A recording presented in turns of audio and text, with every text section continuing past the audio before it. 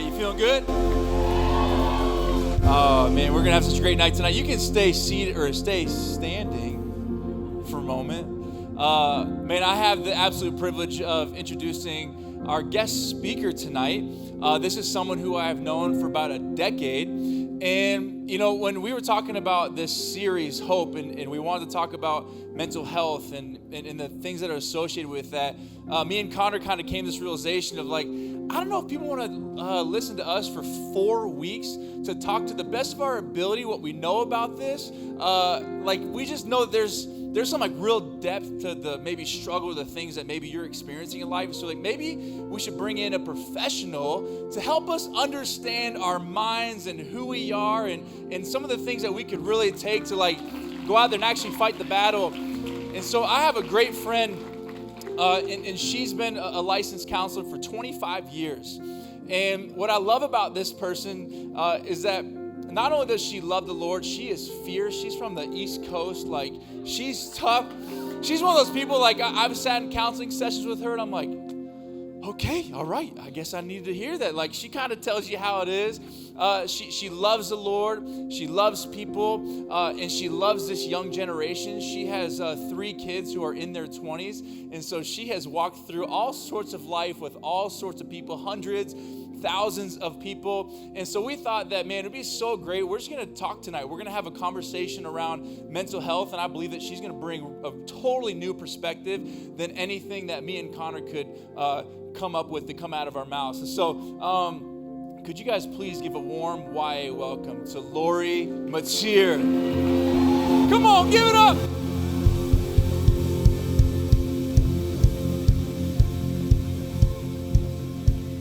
All right, you guys can have a seat.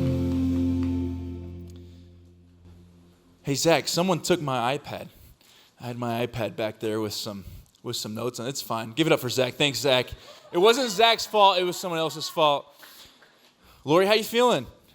I cannot believe I'm sitting here. I used to stalk here because our kids would come, right? So I wanted to see what was happening. And it is so fun to see all you young adults and to see your excitement and really to see you guys together again. You know, thank goodness, right? It's about time. Come on. That's so key for mental health. We need our people. Yeah, absolutely. Yeah.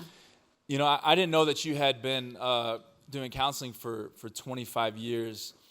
What do you feel like for you has kept you in it? Like, what is it that has made you, like, brought such purpose to why that you have decided to stay for 25 years to sit across from people and coach people? Like, what is it that drives you to continue to do what you're doing? That is such a great question. I think I started to offer hope. I grew up in a home that there wasn't much joy, and there really wasn't much hope. And I thought, I probably can't change my life, but if I can be a factor in helping other people's lives, then I was down for that, right? I was like, all right, I can do that. What it has transitioned to is I want to help people feel safe and joy.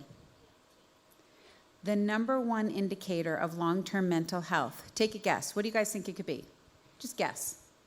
Let's like play together tonight. Like, let's not be like so serious. I'm from Jersey. Like, we got to play. I grew up on the ocean. We play, all right? Ask them the question again. What was the question? All right, so what do you think the number one indicator of long-term mental health is? What is it? That is always the right answer. That is always the right answer. But what does Jesus give us? Who said it? Who said peace? Yes. The number one indicator of long-term mental health is the ability to return to peace and rest. Wow. All right? And so, like, I don't know if any of you grew up in the home I grew up in, but my family was alcoholic. My dad was alcoholic. My mom was alcoholic. Am I preaching to somebody out there? Is that you got it? Yeah, I know. And we had an angry home. And in that home, my brain broke. And what I mean by that is I didn't know how to do all that life came at me with. I didn't know how to regulate the 6 distressing emotions. I'm really answering your question. I Yeah, promise that's you great. that. Come on, talk. So our brain has 6 distressing emotions that sit right here, and they get triggered: sadness, shame, anger, angst, hopeless despair, and disgust. Okay? And in our home, the only emotion that was really allowed was anger. So I had to learn how to fight and be fast. I was faster than my brothers. So like I had to be able to say what I said because they were older than me and then peace out. So there was no quiet. There was no rest. Wow. And so my brain never learned, like, how do I recover? Like, how do I come to that place? So I dealt with a lot of anxiety. I've dealt with depression. It depends on what season it is. It could be. I have seasonal affective disorder because from November to February, if I don't have sun, like I'm like a cat. I have to sit in the sun or it will affect me. And I don't know if you guys notice that. Like, do you notice? So one of the questions we were going back and forth in was, Andrew's like, is everything like depression and anxiety? And I go, no. But depression and anxiety is often a symptom of something else going on. Okay? And we often just want to treat the symptom, but the real healing comes when we get to the trauma and the cause. Wow. Yeah, because I think for someone like me, you know, I might come to a series like this, and when people bring up anxiety and depression, that's not something that naturally, like I would say that I deal with on a regular basis in moments. So I think it's easy to kind of tune that out whenever we sit in a service like this, and it's anxiety and depression. What do you find are like some other mental health issues that people deal with that maybe wouldn't necessarily, it would be a symptom, but wouldn't necessarily fall under that? Mm-hmm. Well, I think it's so interesting, right? Like, so we don't say this. We say, I feel depressed or I feel anxious. But really what we're not saying is, I don't have a clue how to rest. I got to keep going. I got to go to the next thing. I got to like try the next thing, you know, YOLO, FOMO, like let's go, right? We just have to keep doing it. And I spoke last night at CCU, and this sweet one said, she goes, what if I don't think I'll ever be able to rest? I go, well, I'll say it again. The number one indicator of long-term mental health is the ability to rest, right? So how else can it show up? OCD, obsessive compulsive, like I have to be doing something. My brain has to be busy. So where is this rooted in, you guys? Where's the credibility of what I'm talking about? The credibility of what I'm talking about is the brain science. We understand the brain so much more than we ever did. And the person who's mentoring me takes the brain and brings it to the Bible. So he's called a neurotheologian. Okay? And what he said is, and you've had those little bambinos, so you know, when they come out, they're looking for somebody looking for them. They're looking in like, who's excited? Who's excited to see me? So joy means, the bottom line of joy means somebody's glad to be with me. Okay? So they're looking like, who's glad to be with me? Who's glad? And we attach to the people who are glad to be with us, right? So here, good or bad, right? And so here's this little one going, like, looking at you, right? And then the baby takes a break. And we're supposed to allow the baby to take a break. So baby's building joy with you, la la la la la la, right? Da da da da da. And then baby goes. Baby's going back to peace. So babies know what the rhythm of joy and peace and joy, they know it naturally. So all we've started to do is study the brain. What is the brain looking for? How do we help a brain find the rhythm of, we need to build those moments of, I'm so glad to be with you, and we need to be able to come back down to, okay, I need to have peace. I'm going to tell you something funny in couples. Like, it's changed my couples counseling. Okay, so inevitably, I have a couple come in. One is the high energy person, right? And they go to like anger and fear, like, let's go, we got to attack this, there's a problem here, like, let's go. And like, we have problems in our marriage and we have to have solutions and why isn't this working and da-da-da-da-da. And I'm like, oh boy, that's the high energy person in the marriage. And then That wasn't me when me and Jerica met with you. No. And then you watch the other one like wilting. You know, they're like kind of wilting on the couch like this. And they're like, oh dear God, we're starting again. Is she going to take his side? You know? And neither one is right or wrong. We tend to marry our opposite, right? And so, but it's perfect if you understand it, okay? It's really perfect because the joy, the high energy who attacks life and let's go after it, complements the low energy who will lean more towards depression and a little more hopeless despair. Hopeless despair means I don't have the resources for this, like I don't know how to do this. So if you're the low energy person, you might withdraw while the high energy like goes in. So if you start to recognize we need both, but what typically happens is the low energy, it's called parasympathetic, but the low energy, we just tend to go like, you go do all your things, Mr. High Energy or Mrs. High Energy, and I'll just be over here. And then you feel the disconnect. So one of the most important things we need to do is learn relational skills of how do we learn how to give each other quiet, but also how to build glad to be together times. Yeah, that's great. Yeah. So you said like as babies, they understand this like intrinsic how to go from joy to peace. At what point in our lives does that get like severed? Is it for everyone? Like there's moments of trauma, or is it just because the stress of life and things just kind of bog us? Like at what is there a point where that kind of starts to shift for people? Mm-hmm. I'm picturing myself as a mom, right? I'm going to just be a little dramatic. I'm going to do a nonverbal. Okay. So this is when it is. Come on, you guys. Like, we got to go. Let's go. Come on. Let's go. We're on to the next thing. Come on. Okay, let's go to McDonald's now. Come on. Okay, now let's do this. Okay, come on. Okay, and so my mentor, I hated him at first. Remember, in Jersey, we just say it like it is. And he said, I was listening, my husband and I were going to this training, and okay, you have to give it up for my husband because he's married to a Jersey girl. Like he sometimes doesn't know what to do. So we're painting the inside of the house as we're preparing for this training we're going to. And the guy says, well, and I'm going to say this really serious to you guys because I wish somebody had taught me this. I feel so bad. I have like my back to you guys over there. Like I really do care about you. Like I might stand up. I don't want you to think I'm like, I want to share my joy. I'm so glad to be with you. Are you feeling it? All right, good. I am. I'm really glad.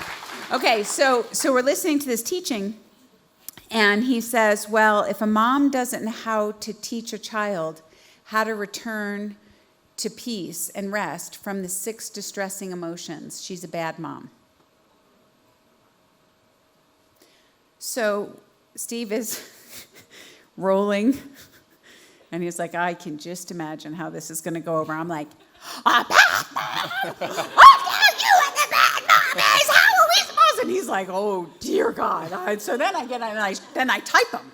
Then I like email him. I'm like, I don't know why he was there. But what we have found in the brain is you need 90 seconds or less of distress to actually consider another thought. So what did I do after that? Because if we don't, so when we talk about mental health, if we don't know how to turn back to rest, and for those that know how to do rest really well, don't know how to go to joy, that's what we get to learn from each other. Like we know that that's detrimental, right? We'll go to beeps. Behaviors, events, why am I forgetting it? Behaviors, events, experiences, people, and substances. We will go to one of those because our brain literally pops out of relational mode that's right here and says, I can't do this. So we could go to depression at that point. We can go to anxiety. We can go to alcohol. We can go to porn. We can go to eating. We'll pick up whatever, right? So our brain is sitting there looking, I need to be able to get back to rest. So then I got really intentional. Can you imagine what it's like to be a therapist's kid and she learns something new? I'm paying attention to you guys over there too. I just want you to know that. And so my kids are always like, oh gosh, what is she learning now? And she is seriously going to come home and teach it to us. And I said, here's the deal. I learned the most important thing I never taught you. If you don't know how to get to quiet in a very loud world, you're going to go to a beep. They're like, what is a beep? Right? So when we were talking like, why is this important? Our brain literally says, please stop. So how's one way we can do it? I want you to practice one thing. You all right if I ask him to do something? Yes, do it. I didn't even ask permission. Please, come on. I'm not very good at asking permission. I didn't think you would. Okay, good. All right.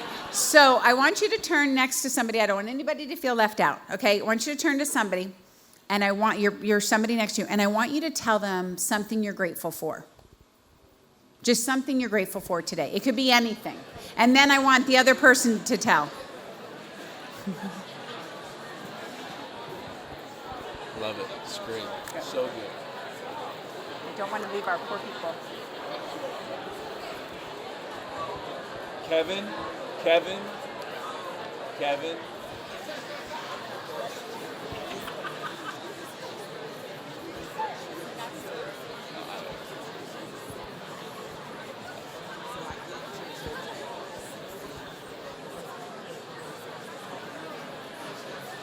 Okay, what did you just notice?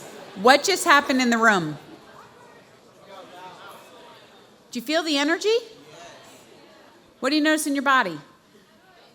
Maybe a little less tense, a little bit like, where's this lady going? What are we doing here? Right?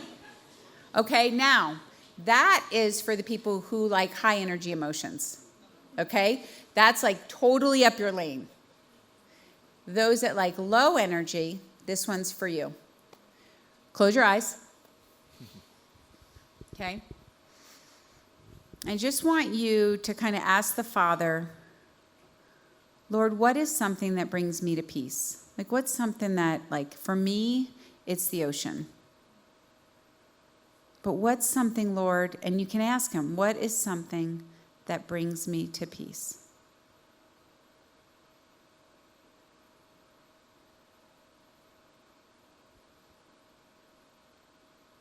Take some deep breaths as you do this. Breathe in through your nose, out through your mouth.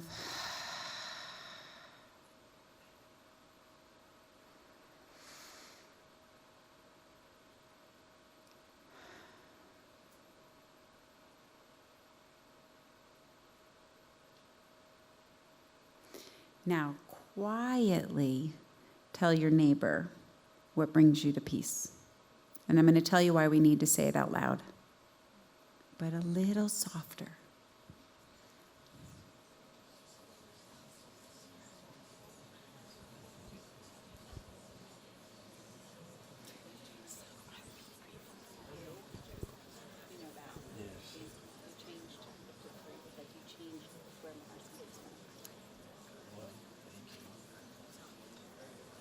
My moment of peace was just picturing laying on the ground, my kids jumping on me. It's the best. They're laughing and seeing their joy makes me happy. It makes me peaceful. It is the best. Okay. Now, what do you notice when we go to peace?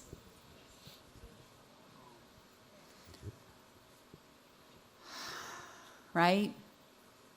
So, what we tell our brain is listening to. Okay, so the reason we need to say out loud what we're grateful for is our brain is listening, because otherwise our brain can ruminate. So what can cause depression and anxiety is your brain is always creative. But most of the time when our brain is creative, it's just sitting in there thinking about what could happen. What did happen, what could happen, what might happen. Okay? And when you say out loud, I'm grateful, guess what? Your relational circuits go on in your brain, and you're back aware. Okay, like I'm here. Like I'm in the present moment. Okay? And the same with peace. So, again, my mentor will go to like war-torn countries, war-torn. Anyway, I woke up at 4 a.m. I'm old. There you go. No, so he will go there and he'll do this 3-step process. So when you guys are hearing a lot about mental health, we need to figure out exercises that can actually tangibly help you. Okay? So gratefulness. Write these down. Put your brain over here, and it says, okay, I'm now back where my brain is relational. It's like my brain is turned on. Okay, so gratefulness turns your brain on, turns your connection to God on. So a lot of times when you say, I can't feel God, I can't feel God, I can't feel God anywhere, it's often because we're ruminating over all the thoughts that all they do is cause us distress. Okay, so here we are, and we're sitting in that place. So what am I grateful for? Okay. And then the second one is what brings me back to peace. Because remember, gratefulness gets us back in our brain, gets a little bit of the high energy going. Okay, now somebody's glad to be with me. I have that feeling, okay? Then we go to what brings me back to peace. And here's the deal. In your darkest moments, you have to ask God for help. So when he goes to these countries, he doesn't say God, because some of them, Muslim countries and whatnot, he can't say that. But he'll say, okay, what are you grateful for? What brings you back to peace? And then the third step is really so critical, and it's share it with someone. Because here's what else happens. Did you notice that when people were sharing, I should be looking at you. I'm not very good at interviewing. What you notice is when somebody starts sharing gratefulness with you, what did you notice? Even before you shared yours, what did you notice inside? Yeah. Did you notice you could maybe get access to one of your gratefulness that you might not have been feeling? Yeah. Right? Your brain starts going, oh, grateful, right? And then when you share the peace, then you start to go, oh, yeah, I like that too. Yeah. Right? Yeah. So these are exercises that our brain, it's actually brain. So who goes to the gym all the time? I can say I do now too. I'm Orange Theory. I am like serious Orange Theory. Do you try to win every time? No. No. I'm too old. But I do borrow capacity. Yeah. All right, so why do we go to the gym? And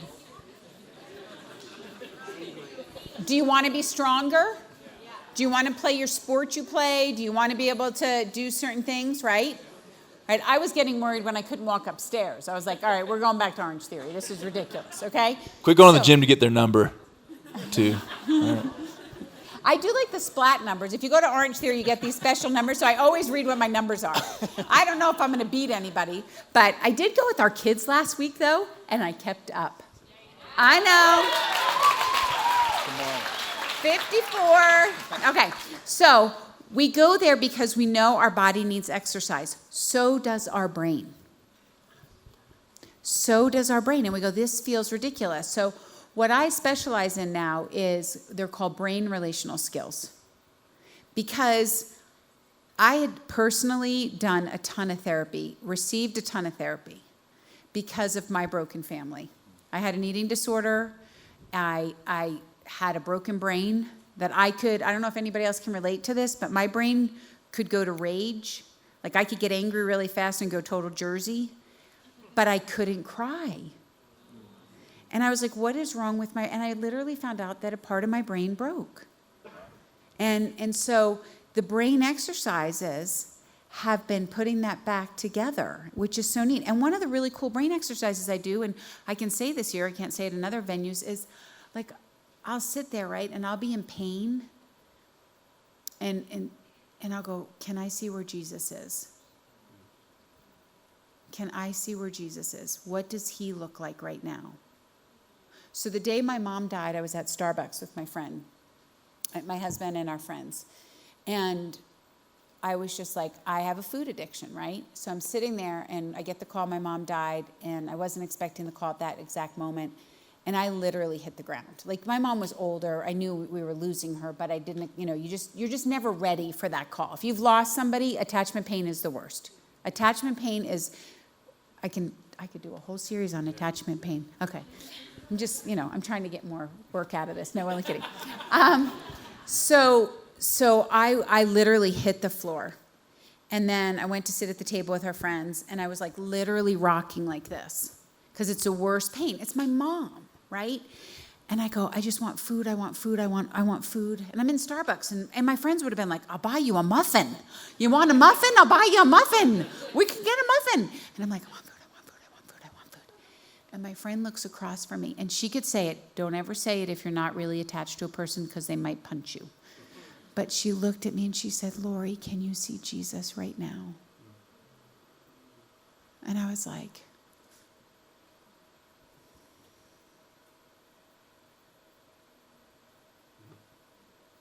that moment changed my life. Like, because we can talk a lot about Jesus, but I need to see him.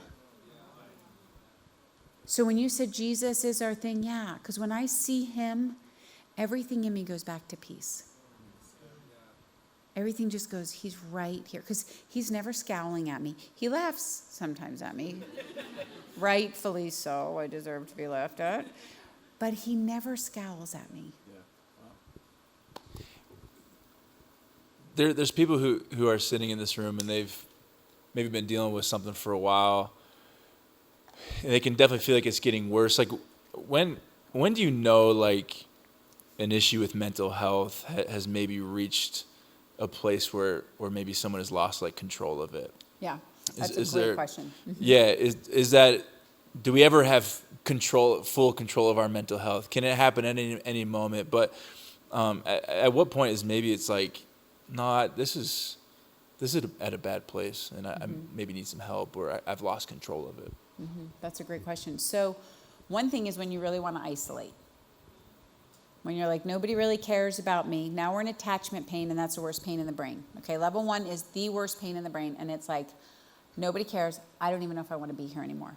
When I was 24, I went to that place, and it is a scary place. And I was successful. I was working in New York City. I was killing it. I was well respected, and I literally started to unravel. And I had to tell someone. And so I called my mom, and I was like, Mom, I seriously am thinking about ways to take my life. She goes, you can't be. I go, no, I am. Like, this is real. And she goes, then you have to come home right away. I was like, I don't even know if I can get in a car right now. What do you mean get home right away? And she's like, I put myself in a hospital. I said, I don't want to live like this. And you know, who's watched Shawshank Redemption? Anybody watch Shawshank Redemption? If you haven't, you have to watch Shawshank Redemption. So good, yeah. So good. It's older, though. Oh, well, us old people, they listen to our music. No, I love watch our it. Movies. It used to be on, like, TBS all the time, remember? Yeah. Hey, if you're going to like my Whatever. music, you can like my movies. I'm listening to what you guys are listening to. That's all. Hey, Morgan Freeman's in Shawshank Redemption. How could you not want to watch it? Yeah. Thank you. Okay. So in Shawshank Redemption, there's a scene, and he says, I decided I better get busy, or I better get busy living or dying. And that hit me so profoundly, because we're doing one or the other. We're either taking steps towards life, or we're taking steps towards death. It's true. I did not get one preach for that. So good.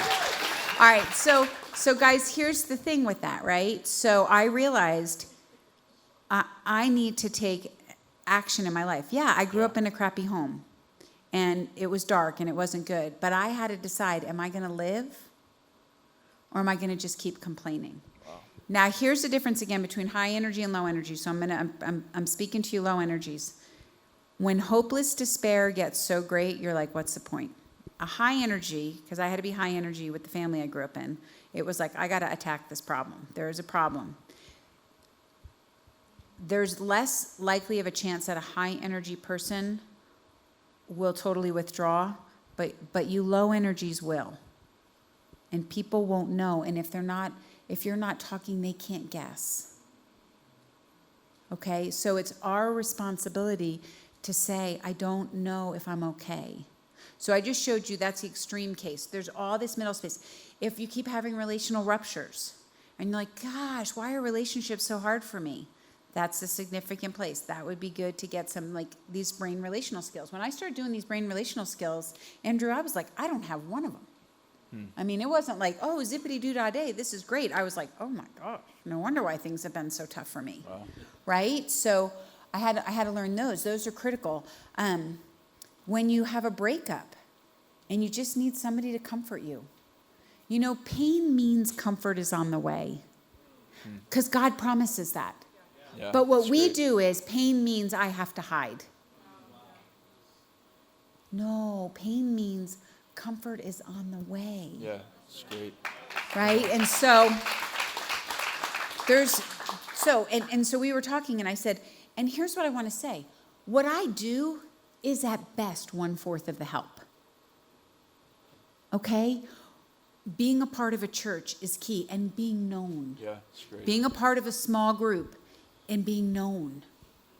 You know, even when it gets messy, and when it gets messy and it gets yucky and you don't know how to do it, it's critical. We have great support groups. We have Recover. There's going to be resources and people, you know, every time when you leave here, they're outside. I'm going to chill out up here and whoever wants to visit after. But you're worth it. And your brain can switch that quick. I have people that go, you just don't understand. I go, no, what I understand is the brain. And when you're in this type of pain, you can have thoughts you never thought were possible. Yeah. I never thought I would get to that place of those dark thoughts, but I did. Wow. And it's scary and it's dark and it's lonely. Okay, so you're worth it. Yeah. What do you see? I feel like you work with a lot of 20-somethings. You have 3 kids who are in their 20s. What do you see, like, especially in this time? You know, we just went through COVID, pandemic, and the stats would show that mental health is obviously on the rise, or maybe more people are seeking help, so we're seeing it differently. But what would you say when it comes to this generation of this 20-somethings that you're seeing the biggest struggle when it comes to this issue? We have not taught you as your parents and as your elders how to do distress, how to do pain, because we've avoided pain. And if I'm honest, I avoided pain until this past year. I'd feel it when I had to, but I'm doing a thing called Pain Lab right now. Holy, right? Because I was like, I can't keep avoiding pain. So we've had a bunch of pain this year, and we don't know how to get to joy, and we don't know in our brain, and we don't know how to get to peace. Yeah. So I would say that's across the board. And then you guys have these horrible things called phones that have social media, and you see when you're included and when you're not included. Oh, thank God. I think that I would have been a mess with that. That would have just been awful, right? So you've got that. We don't know how to date. Like, we don't know how to date just to have fun and date, like do group dates. It's like we have to get so serious, and we have to talk about everything. We have to talk about everything. Okay, so I'm going to go share some love. I love you, but I'm sharing some love over here. Yeah. All right, because I saw a bunch of fellows over here. Fellas, listen. Fellas, I take gift cards to Starbucks. You're all going to love me after this. So how many times do you think men want to hear a distressing story? How many times do they want to have a talk? How many times does a man want to have a talk in their brain? I plead Never. the 5th. So true. You know why? Because that shoots cortisol through your body. And cortisol is the heart attack hormone. And so your body's going, I'm having a heart attack. I'm having a heart attack. And the girl's just getting going. Oh, I have things to talk to you about. Oh, did you know that we have not had a date where we have connected? Oh, I love saying to girls, so what does connecting mean? Like, just give me a hint of what where we talk. Okay, well, what are we going to talk about? Well, what we're going to do in our relationship. I go, well, what is that specific? I don't know. Well, then how the heck is he supposed to know, right? It happens all the time. All right, so gift cards, give them to Connor or Andrew. I receive them. All right, how many times, okay, ladies, I see a group of you.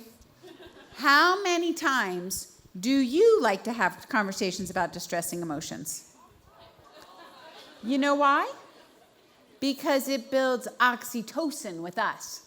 So you could tell me the same story like 5 times, and the 5th time I'd be like, I know. I mean it. Oh my God, I love so connected to you. And then you want to take that feeling home to your husband or to your boyfriend, and you're like, let's do the same thing.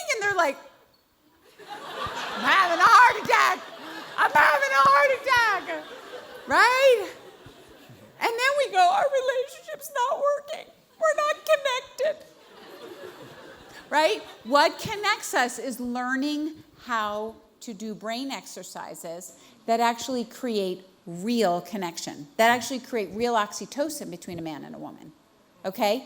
Us women, we're going to have those distressing conversations. I love when my friend said to me, he said, hey, will you be available to my wife? Because if this conversation doesn't go well, she's going to want to talk about it about 5 times. I go, I'm in. Right? Guys are like, so men have connection, they'll pressin, through having a cold drink in their hand, watching a game, just chilling. It doesn't mean you're not deep. It doesn't mean that you can't go deep. But if it's about what's wrong and what's broken and what like, no. Okay, can I get an amen from the men for that? I know. I ain't saying nothing. And ladies, it's good to know that. Like, men are made differently than women. Okay? Yeah. So, but men, when you go, oh my gosh, like if Steve goes, are you seriously distressed about this again? I'm like, I might punch you. I'll go tell my girlfriends I'm distressed about this, and they're going to understand why I'm distressed about this, right? Because that's what we do. So we have to learn that we're each different, and what builds intimacy, because what we want, again, if we go to not symptom, but we go to cause, when relationships are broken, that's one of the causes. Yeah. Trauma, early childhood trauma, trauma later in life, broken relationships, like those are so key. Families breaking apart, marriages ending. Okay, I'm going to just say it. When girlfriends have girlfriend breakups, I almost think some of those were worse than any boy I ever broke up with. You know? And then we're supposed to be like, get on with it. She's a bee. Let's go. And you're like, she still was my like best friend, right? Like you feel it. So relational things. Or like, how do we date? I spend a lot of time with people like, how do we date? How do we get past our fears of dating? How do we learn how to not put our luggage, our baggage, like in the middle of our dating relationship? Yeah. That's good. That's real good. Wow. A couple more questions here. Can you speak to the person in this room that has experienced like deep level of trauma? Like if they were to stand up on the stage and share what, whether it was self-inflicted or inflicted upon them, but they sit in this room and they're like, I know all the things that you're saying, and I want that. Like I do want a life where I can be grateful and I can have peace, and where I can have healthy relationships. Every single one of my relationships turns out to be toxic and disastrous, and whether it's with friends or the opposite sex. And they're sitting in this room and they're like, I think that dream is gone. Mm-hmm. I don't know if I'll ever be able to experience the kind of life that I want to experience because of the trauma that's taking place in my life. In a few minutes, I know we don't have time for that, but. Could we just say for like a few more hours? I just really enjoy you guys. Yeah. Could you like maybe speak to that just for a moment? First, I want to say I'm so sorry. I know how bad that is. I know that hopeless feeling. And these just sound like words. I remember when they just sounded like words that were meant for everybody else but me. And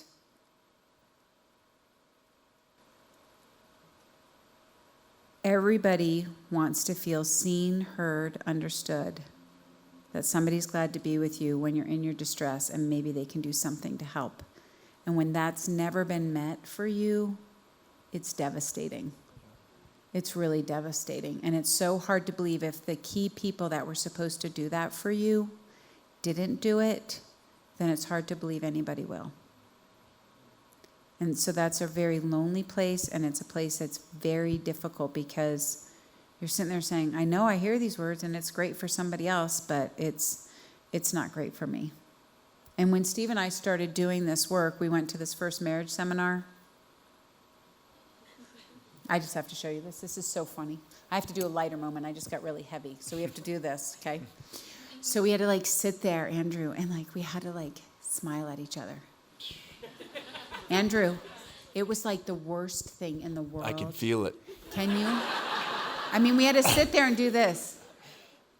And she didn't tell us we could take breaks. This is a dear friend of mine that just went to heaven, but she did not tell us. So she's and I'm like, Steve's there. He remembers. It's a bad memory for him. And I'm like this. Because in Jersey, you don't smile at somebody. Because then they're like, oh, she's a target, right? When you're walking through New York, you're not out there hey, you're head down, go, right? So, and then I realized in my family, we never looked at each other, right? So we had to do this. What does Steve say afterwards? You looked constipated. I said I was joy constipated. What's this? You're supposed to keep building joy. And that's when I hit a hopeless moment. I'm really going back to this. And I just thought, if I give up. If I can't, so again, we went home and he got to hear my temper tantrum. And I was I don't want to go back there and have to look at you and feel constipated the whole time. And I'm never going to get this. And da, da, da, da. That's how I came into this training. And now Steve and I teach it. All right. So I was that place because I had no joy in my family. Okay. And so a low joy environment. And so I was trying to find joy everywhere and realizing I had to learn how to find it in here first. Right. And when I see Jesus, I feel joy. But I needed help with that. I couldn't do this by myself. Yeah. Wow. I couldn't. I couldn't climb out of that hole by myself. So. Wow. Ben, you can come on up. One last question. What if you could impart one last piece of wisdom with your life experience, the things that you've seen, and I don't know. You've been such a big part of my life and me and Jerica's life, and you've prophesied over my life multiple times. I remember that one time I was in the youth room over at Golden, and you were over at Golden for something. You came busting through. Where's Andrew at? And you're like, I got a word for you. And you spoke life over me. It's God has just gifted you deeply with that. What's one final thing you'd love to impart to this young group that is giving their best, but sometimes falling short, but they still are showing up in this room today to try and to keep showing up? What do you want to impart to them today? God is good. If I could tell you the things I've overcome, I have no business sitting here. I have no business sitting here. My brain is healing. I have peace. I never had peace. I didn't have rest. I didn't have peace in my brain. My brain lived in enemy mode, which was I just want to get away, get out. And I feel joy now. I feel it. And I feel peace now. I feel it. I have overcome some of the worst things in the brain. The impossible is possible. But I had to say to the Lord, I need you to fill in these holes. I need you to do it, or I've got nothing. That's what I said when I went to the hospital when I was 24. And that's what I said when I realized just how broken my brain was. So I'm looking at you going, I promise I'm not lying. I could cry saying that. See, that means I have healing, right? I promise it's worth it. Because we have a God that knows more about us and knows more about what we need than we will ever know. But if we try to do it ourselves, we're most likely going to fall on our face. I hated these words, but it is so true. We can't do this alone. Thank you. Thank you. So much. Can we give it up for Lori one more time? Thank you, Lori. If you guys want to stand to your feet.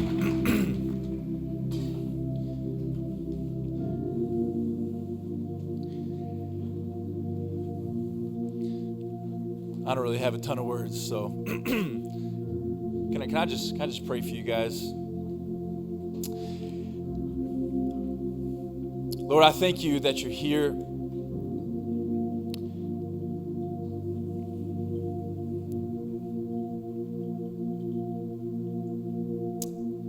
Lord, as Lori said, Lord, I thank you that you're a good God, a loving Father, a friend, Lord, Savior.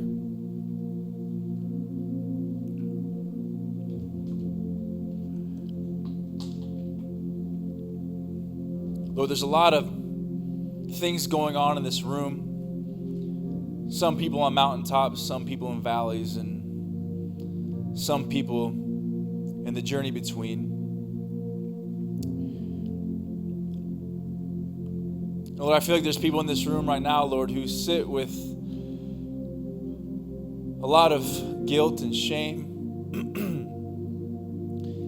for some of the things that they've done or things that have been done to them.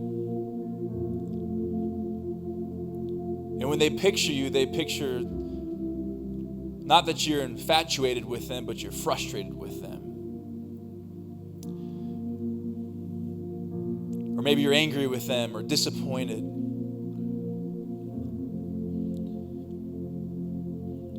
But Lord, if we could begin to get a picture of just like the chairs sitting up there on the stage. We're sitting in one and you're sitting in the other.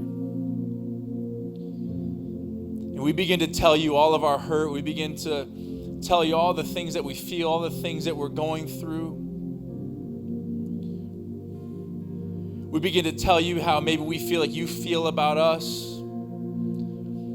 We begin to disclose all the hurt and the pain and the sins. And God, I believe that you sit in the other chair and you look at each one of us, your sons and your daughters, with nothing but love. Saying, hey, say no more. You don't have to defend yourself to me. I know why you did what you did. I saw what happened to you. But son, daughter, I sit across from you with nothing but love for you. Nothing but kindness for you.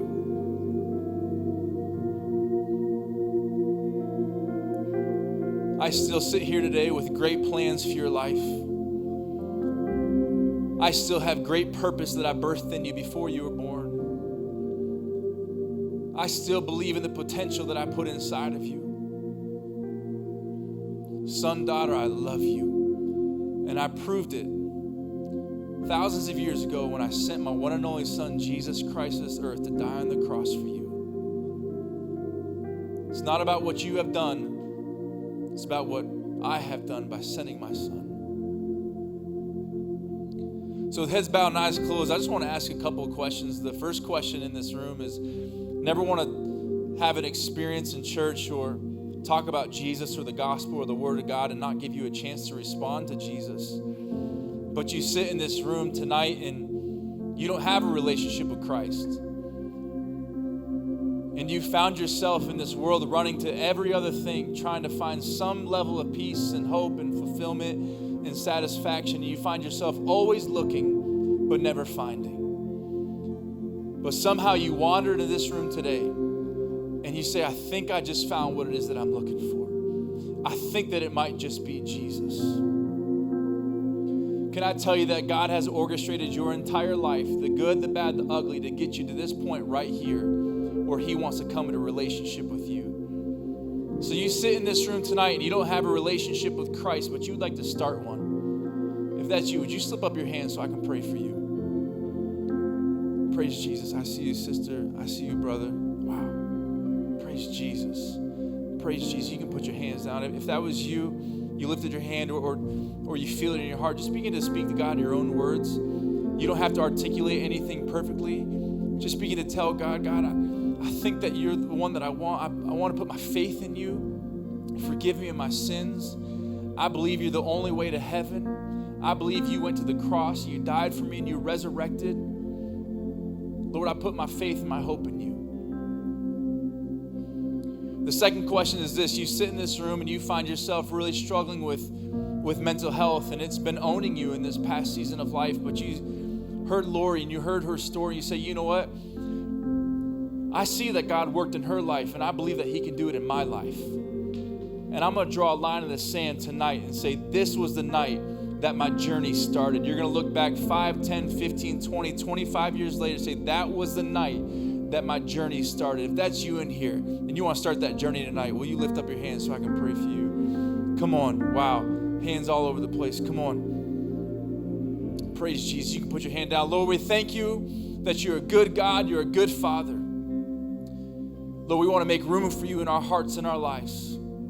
God, it's our honor to worship you.